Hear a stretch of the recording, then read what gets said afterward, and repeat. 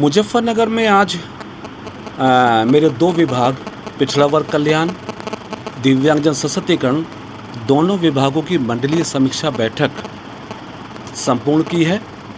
प्रदेश के यशस्वी माननीय मुख्यमंत्री जी, उनका संकल्प है, उनका ड्रीम प्रोजेक्ट है कि उत्तर प्रदेश के पिछड़े समाज के लोगों को उनके संवैधानिक अधिकार मिले, बच्चों को समय से स्कॉलरशिप मिले, शुल्क पूर्ति मिले, शादी का अनुदान मिले।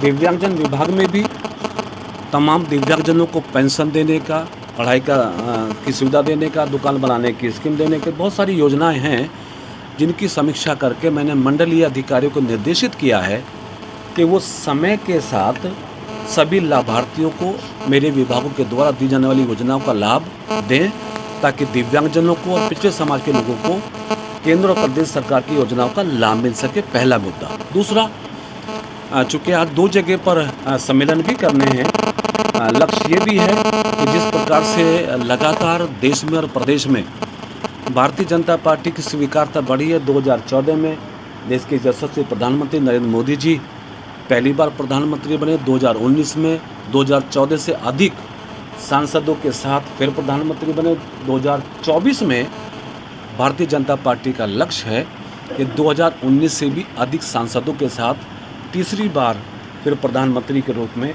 नरेंद्र मोदी जी को बैठाना है। उसके लिए कुछ सामाजिक बैठकों का, मोर्चे की बैठकों का भी आज कार्यक्रम रखा है। एक चरथौल विधानसभा में, दूसरा बुढ़ाना विधानसभा में है।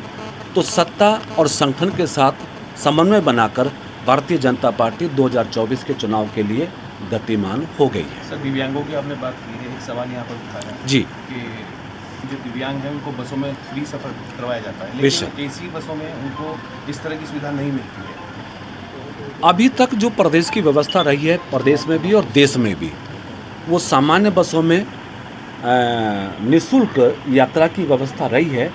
क्योंकि एसी बसों पर बहुत सारी बसें एसी नहीं रही हैं, प्राइवेट बसें जो एसी होती हैं, तो उस पर समय आने पे विचार करेंगे।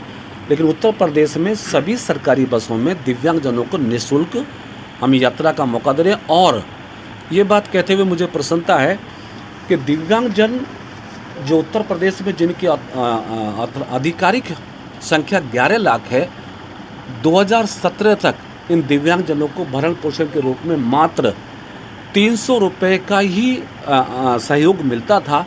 लेकिन योगी जी के मुख्यमंत्री बन जाने के बाद, क्योंकि हमारी सरकार दिव्यांगजनों के प्रति बहुत संवेदनशील है, प्रधानमंत्री जी खुद दिव्यांगजनों के बारे में हमेशा चिंतन करते हैं, इसलिए योगी जी के मुख्यमंत्री बनने के बाद उस 300 रुपये की राशि को बढ़ा के 1000 रुपया माहवार किया गया, यानी 12,000 रुपये वार्षिक। आने वाले समय में हम धन की उपलब्धता के आधार पर ये भी कोशिश करेंगे कि इस 1000 की राशि को और बढ़ाया जाए। तो कुल मिलाकर हमारी सरकार में दिव्यांगजनों के भरण पोषण की राशि बढ़ी है। दिव्यांगजनों को मोटराइज साइकिल के रूप में 32 करोड़ 50 लाख रुपए की कीमत की मोटराइज साइकिल देकर उनकी यात्रा को आसान करने का काम किया है।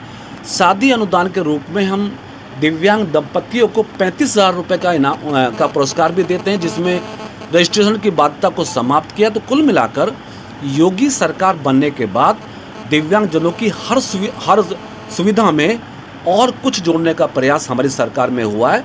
और भी कुछ आवश्यकता होगी तो उसको भी हम। मंत्री जी, उज्जैन में भी 13 साल की बच्ची के साथ में बलात्कार हुआ है और जो इंसाफ के लिए दर दर भटक रही थी, काफ़ी देर बाद पुलिस पहुंची, क्या कहना चाहिए? दुखदायी घटना है। मुख्यमंत्री जी ने उस पर बहुत दुख व्यक्त किया है, अपराधियों के खिलाफ सख्त कार्रवाई का निर्देश दिया है। निश्चित जो भी उस घटना के अपराधी हैं वो पकड़े भी जाएंगे, वो दंडित भी होंगे। हमारी सरकार महिला हो या पुरुष, किसी के विरुद्ध भी कोई अपराध होता है, आप देखते हैं प्रदेश की दिशा में आगे बढ़ रहा है। उद्योग, कारोबार, किसान बढ़ोतरी में है। 36 लाख करोड़ के MOU साइन हुए ग्लोबल इन्वेस्टर समिट के माध्यम से। तो मैं कह सकता हूँ कि अपराध नियंत्रण और कानून व्यवस्था को बेहतर करने के साथ साथ उत्तर प्रदेश के सर्वांगीण विकास में हमारी सरकार ने अभूतपूर्व काम किए हैं, जिसका प्रतिफल ये रहा कि चुनाव दर चुनाव उत्तर प्रदेश की जनता भारतीय जनता पार्टी को अपने आशीर्वाद के रूप में और बढ़ोतरी करती आ रही है। सर, सांसद रमेश भदौड़ी के बयान पर आप क्या कहेंगे, क्योंकि अब तो राजस्थान के टोंक जिले का प्रभारी भी उनको बना दिया गया है? प्रभारी संगठनात्मक प्रक्रिया का हिस्सा है, लेकिन उनके बयान पर हमारी पार्टी ने कंडेम किया। हमारे वरिष्ठ मंत्री ने पार्लियामेंट में खेद जताया, क्योंकि भारतीय जनता पार्टी संस्कारी पार्टी है, इसलिए यदि कुछ अनुचित होता है तो हमारी पार्टी का नेतृत्व तो कभी भी उस पर अपने आप को पीछे नहीं रहता, बल्कि आके उसका विरोध करता। लेकिन ये चीज़ें कांग्रेस को भी समझनी चाहिए, समाजवादी पार्टी को भी समझनी चाहिए कि जिस कांग्रेस पार्टी के बड़े नेता एक ओबीसी समाज के बड़े समूह पर अनापत्ति टिप्पणी करके अपमानित करने का काम करते हैं और आज तक माफ़ी नहीं मांगी, कोर्ट ने उनको पनिश किया, उनकी सदस्यता भी निरस्त हुई थी, लेकिन कभी उन्होंने अपने बयान पर पीछे हटने की कोशिश नहीं की। ये संस्कारों का फर्क है। अगर भारतीय जनता पार्टी कोई कार्यकर्ता अनुचित शब्दों का प्रयोग करता है तो हमारी पार्टी आगे आके उसका विरोध करती है, लेकिन कांग्रेस, समाजवादी पार्टी, आप जानते हैं कि देश के यशस्वी प्रधानमंत्री नरेंद्र मोदी जी के बारे में कांग्रेस के बहुत सारे नेताओं ने किस किन शब्दों का प्रयोग किया, विश्व सांप, ये वो सब। एक गरीब का बेटा, एक पिछड़े का बेटा हिंदुस्तान में 9 सालों में हिंदुस्तान को दुनिया के पटल पर एक सर्वोपरि ले जाने का काम करता है, और अपोजिट पार्टी के लोग उनके सम्मान के साथ खिलवाड़ करते हैं। फिर भी हम कहेंगे कि जो हमारी पार्टी की तरफ से छोटी बड़ी त्रुटि होती है हम उसे सुधार करते हैं, लेकिन अपोजिट पार्टी के लोग प्रधानमंत्री जी की छवि को बिगाड़ने के लिए, देश की छवि को बिगाड़ने के लिए हमेशा बयानबाजी करते, उनको भी सचेत रहना चाहिए। गोंडा जिले से समाजवादी पार्टी के जो जिलाध्यक्ष हैं, उनका बयान आया है कि अगर हमारी सरकार आती है तो जनता के सम्मान में पुलिस सायरन बजेंगे, क्या कहेंगे? समाजवादी पार्टी की सरकार पहले भी देखी है ना, उत्तर प्रदेश के लोगों ने, हमने भी देखी है। 4 बार समाजवादियों ने उत्तर प्रदेश में सरकार बनाई, चलाई। समाजवाद के नाम पर सरकार बनी और सरकार का संचालन एक जाति, एक परिवार परिधि में रहा। समाजवाद के नाम पर सरकार बनी, अपराध प्रदेश बन गया उत्तर प्रदेश। तो जो समाजवादी पार्टी के नेता आज दम भर रहे हैं, सत्ता से दूर रहने की ललक उनको परेशान करिए, लेकिन उत्तर प्रदेश की जनता बहुत सूझवान है। 2014 में हम 73 जीते, 2019 में हम 64 जीते और 2024 में हम 80 जीतेंगे। उत्तर प्रदेश की जनता का आशीर्वाद हमें फिर 2024 में मिलने वाला है, इसलिए समाजवादी पार्टी का कोई षड्यंत्र उत्तर प्रदेश में नहीं चला। मंत्री जी, राहुल गांधी के अलग अलग रूप देखने को मिल रहे हैं। कभी कुली बन जाता है, मोटरसाइकिल ठीक करने मिस्त्री के पास चले जाते हैं, क्या कभी ऑटो चलाते हैं। अब राहुल गांधी जी के बारे में सारा देश जान रहा है, सारा देश बोल रहा है कि जब चुनाव आता है तो दलित के घर में कभी पानी लेंगे, कभी खाना लेंगे, अब आरी वाले के जाएंगे, कभी बढ़ई के जाएंगे। 50 साल कांग्रेस पार्टी ने देश में रूल किया है। मैं तो member parliament on that time रहा हूँ।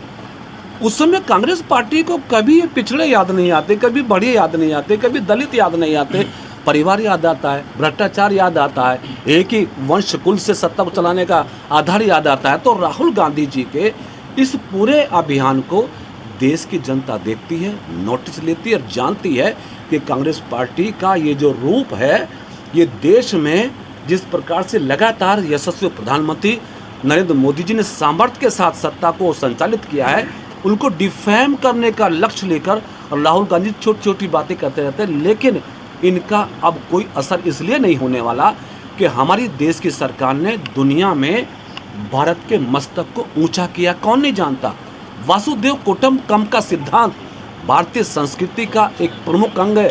देश के यशस्वी प्रधानमंत्री जी ने 220 करोड़ निःशुल्क वैक्सीन देकर भारतीयों को बचाया। 100 से ज़्यादा देशों को निःशुल्क वैक्सीन देकर देशों को बचाने का काम किया। 80 करोड़ लोगों को लगातार 3 साल से निःशुल्क राशन देकर एक भी व्यक्ति को भूखा नहीं मरने दिया। 50 करोड़ परिवारों को आयुष्मान योजना का लाभ देकर हर व्यक्ति की जान को बचाने का काम किया। तो हमारी सरकार 140 करोड़ जनता के हित और अधिकार को लेकर काम कर रही है।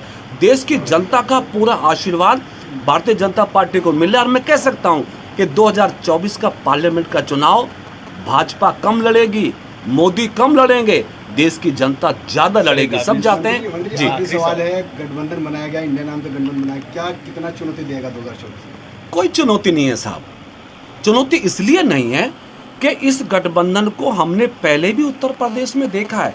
आपने देखा 2 लड़कों वाली बात शुरू हुई थी उत्तर प्रदेश में, जब पिछले चुनाव में जब पार्लियामेंट का चुनाव हुआ, एसपी, बीएसपी, आरएलडी तीनों मिल के चुनाव लड़े ना। तीनों मिल के चुनाव लड़ने के बावजूद भी भारतीय जनता पार्टी ने 64 सीटें जीती।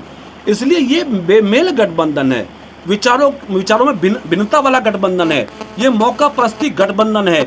ये ऐसे दल हैं जो अपने आपराधिक कृत्य को छुपाने के लिए कहीं ना कहीं इंडिया का टैग लगा के बचने की कोशिश कर रहे हैं। अब भारत की जनता बहुत सूझवान है, मोदी के कार्यों से प्रभावित है, इसलिए अब विपक्षी गठबंधन का कोई षड्यंत्र देश में चलने वाला नहीं है। तीसरी बार फिर प्रधानमंत्री मोदी जी बनेंगे।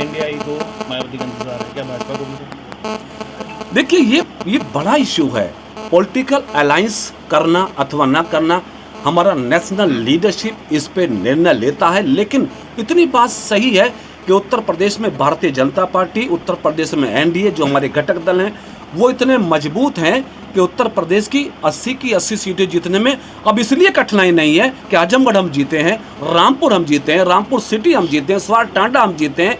इसलिए प्रदेश में ये संभावनाएं हैं कि Bharatiya Janata party NDA UP में अब 80 भी जीत सकती है।